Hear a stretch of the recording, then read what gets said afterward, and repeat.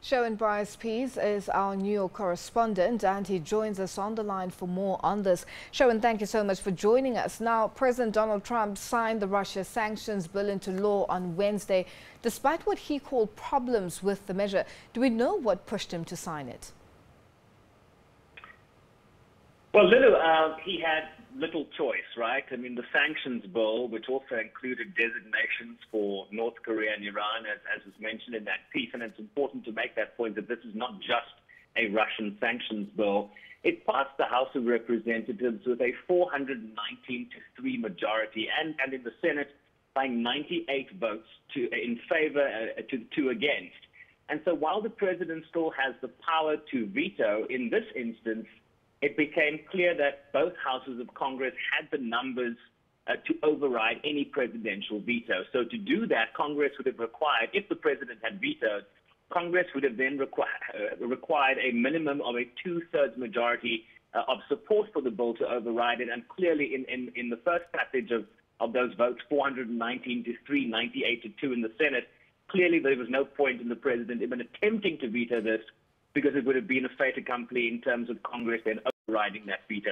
Something interestingly enough for South Africans is that this is something similar that happened with President Ronald Reagan when he initially vetoed an apartheid sanctions bill in I think it was the early 1980s, and then a Republican-controlled Congress was then able to override that veto by then passing the bill by 2/3 majority.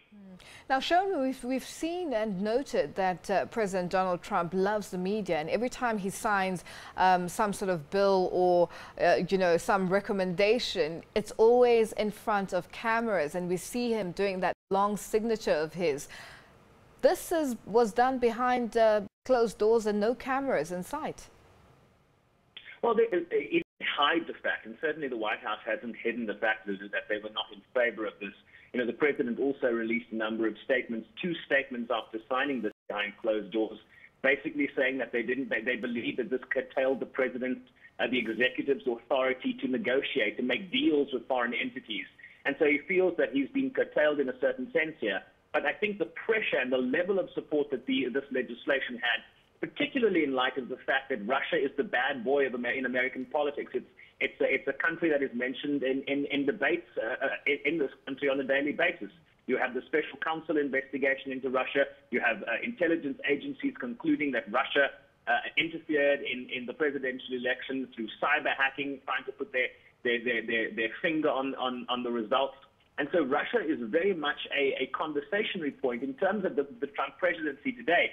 And so I think the pressure that was exerted by lawmakers in terms of the overwhelming support they showed for these bills put him in a corner. He was put in a corner, there was no way out, and he had to sign this bill, whether behind closed doors or not. Now, what are the sticking points that Trump raised about this bill?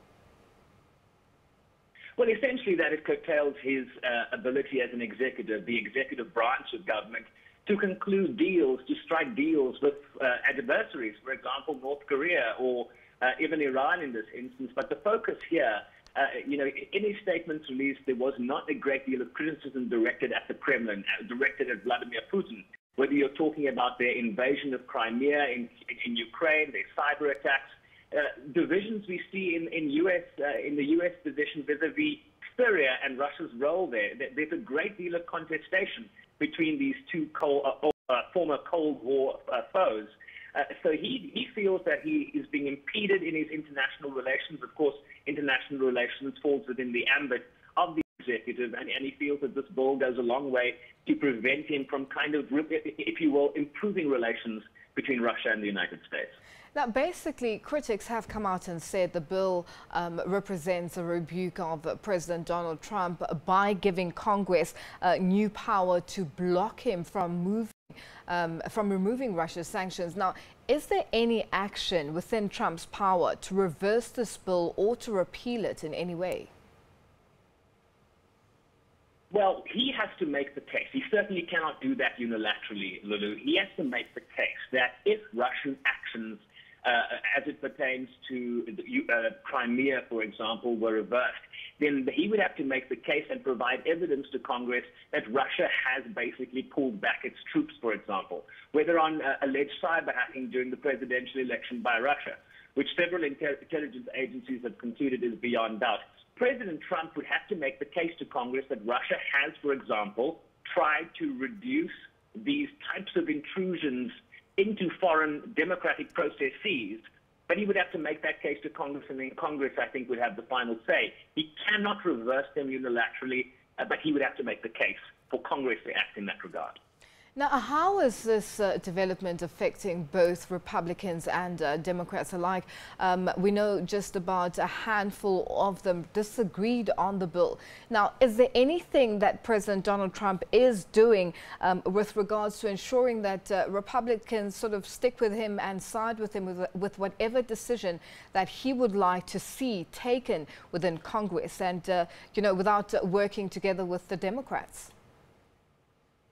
Well, I think what you saw here, I mean, despite the vacillation we've seen from President Trump on Russia, you know, this is an old war foe, a Cold War foe, and the allegation of election interference has seemingly united both parties that struggle to agree on almost anything, Lulu. You know, both parties agree that the annexation, for example, of Ukraine's Crimea by Russia was an illegal act, and that they should be punished as a result. These two countries also find themselves on opposing sides, as I mentioned, in the Syria conflict, and both parties are quite supportive of the special counsel investigation into allegations of collusion by Russia and the Trump campaign. So, you know, President Trump is struggling to keep even his own party's lawmakers on his side when it comes to Russia. Russia is the one unifying element here that seems to be building a bridge, if you will, between the Democrats and the Republicans, certainly more so than the failure we saw in healthcare just a few days ago. Now, Sherwin, we've seen the European nations react and, you know, crying foul and condemning the new sanctions. Why is this the case? Well, there's some concern that these new sanctions will curtail the ability of EU countries to conduct business with Russia, particularly in the very vital energy sector. The new sanctions would allow the United States, for example, to impose sanctions on companies that work on, for example, Russian energy export pipelines, and it could imminently affect the construction of a new natural gas pipeline between Russia and Europe. And so that could have a larger impact on European Union economies, European economies. So yes, it's a big concern for countries like Germany, for countries like France, about how the tentacles of these sanctions will affect countries doing business with Russia, and not just Russia itself. Now, Sherwin, how is this likely to affect relations going forward between Washington and Moscow? I'm sure there's a lot of tension that's basically come from this. What's the reaction been like from Russia? Well, I mean, it's not going to get better, right? It's not going to get better. Matters are very strained. Diplomats have been expelled from both countries. I think Vladimir Putin over the weekend announcing that they were expelling over 700 United States diplomats in a reciprocal move to various moves by the U.S. administration that started under former President Barack Obama. We've seen properties belonging to both countries having been seized both here in the United States and now in Russia. And we still have this Russia meddling investigation, the allegations of Russia meddling investigation. We have a special counsel investigation that is being overseen by the Justice Department. We have several congressional investigations, both in the House of Representatives and the Senate. And so that's not going away anytime soon. That's the dark cloud that hangs over this relationship, despite you know, the rhetoric you might hear from the Kremlin and the White House. And while we have a United States president, Lulu, that appears to want to improve ties with Russia, far too many questions around that relationship need to be clarified by those investigations before this president is going to get congressional lawmakers on board, and before we are going to possibly see an improvement in the ties between the Kremlin and the White House, Russia and the United States. Now, just on that point, can any other president or the next president, for that matter, be able to lift these sanctions without going back to Congress for approval?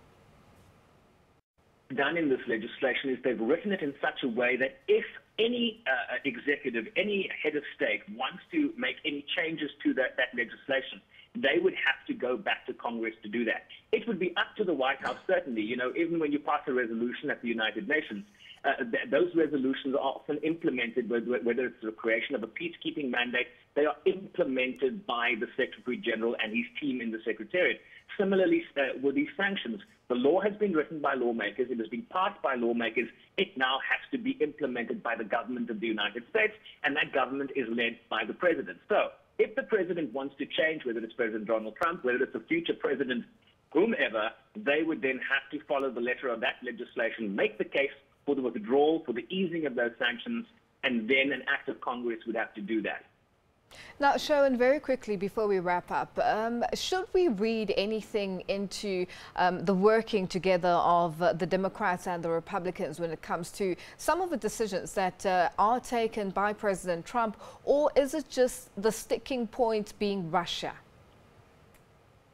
Look, I mean, the collaboration we saw on this Russia bill is pretty unprecedented in the domestic political dynamic in this country. Where, when you talk about immigration, when you talk about healthcare, when you talk about tax cuts in this country, fundamental issues in the Trump agenda, you are seeing a huge diversion between Republicans and Democrats.